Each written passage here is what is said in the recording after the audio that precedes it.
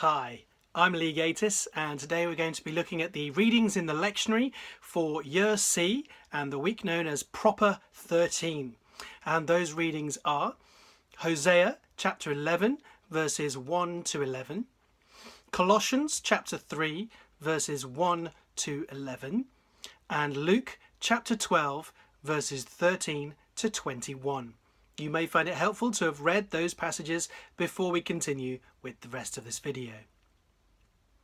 Life beyond death is what connects the three readings this week. In Hosea chapter 11, we get a glimpse into the heart of God. In a poem full of pathos and emotion, we hear of his intense love for his children, even though they are wayward and ungrateful. We must recall, of course, that God, as the 39 Articles put it, is without body parts or passions. Not meaning, of course, that he is an insensitive tyrant, but that he is invulnerable to manipulation and is never entirely overwhelmed and emotional as we are. So his actions are the result of a settled divine determination. Yet, so that we better understand his kindness and his justice, he accommodates himself to our understanding by speaking in this beautiful way. His parental love is tough love, and he has resolved that since they have rejected his kindness, he will exile his people. The sword will execute his decree because they have refused to return to me, he says.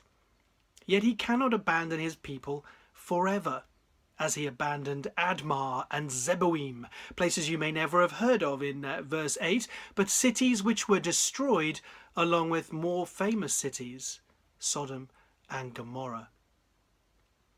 This does not mean, of course, that God is soft and judgment has been cancelled, but that beyond this death and judgment, there will be restoration and life.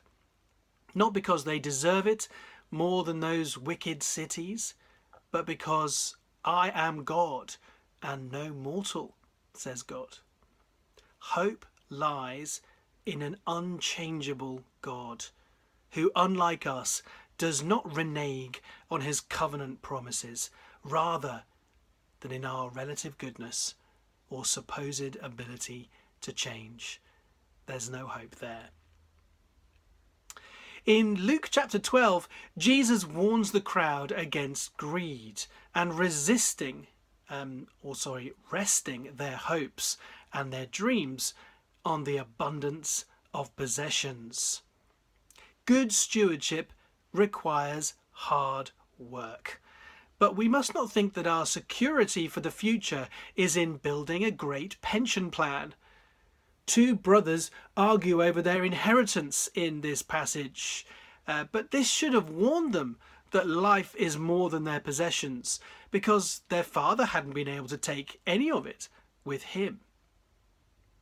But the Lord has to remind them how foolish it is to live for the now without taking into account the great day of judgment that we will all face on the other side of death. Being rich towards God and not for ourselves is what will make a difference on that day when we stand before the judgment seat of Christ. Paul has his eye on Christ at the right hand of God as well. Believers, he says, have died with Christ and been raised with him. Our hope is that when he is revealed, we too will be revealed in glory. So our lives in the here and now are lives of mortification, putting to death the things which will not survive the purging of that day. What are those things? Well, they include, he says, fornication, which is, biblically speaking, any sexual activity outside of heterosexual marriage.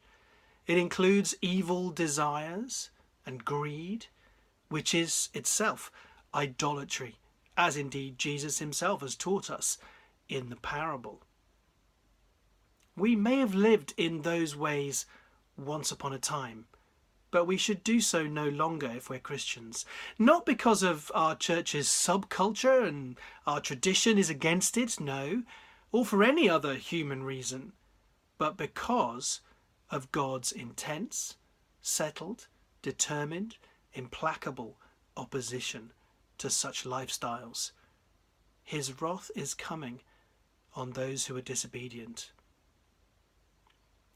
Malice, slander, lies, or religious one-upmanship are all ruled out now, because there'll be none of that then, when Christ returns, and our renewal will be complete in the twinkling of an eye.